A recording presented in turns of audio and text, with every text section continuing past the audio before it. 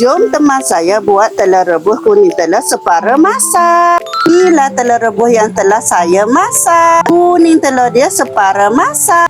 Saya rebus selama 8 minit. Awak boleh tengok gambar dalam video tu. Sebagai rujukan. Saya tunjuk cara saya masak. Mula masukkan air secukupnya. Air itu biar lepas telur lah. Agak-agak lah. Masukkan 1 sudu kecil garam. Setengah sudu besar minyak masak. Si garam tu untuk bagi rasa telur lah. Cara saya lah. Tengok pula fungsi dia nak bagi mudah nak kupas lah. Lepas tu baru buka api kuat dah. Rebus air sampai betul-betul mendidih.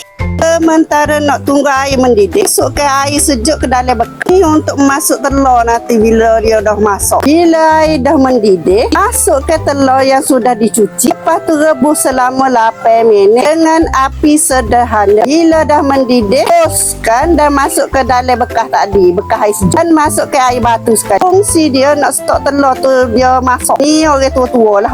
Telur tu sejuk metak anggara dalam 5 minit. Selepas 5 minit, ketuk telur sampai retak. Lepas tu masuk dalam air batu. Lagi mudah nak kupas kulit telur. Lepas tu kupaslah kulit telur. Ni lah hasil selepas saya kupas kulit telur. Jangan lupa subscribe, like, komen, share video ini. Terima kasih.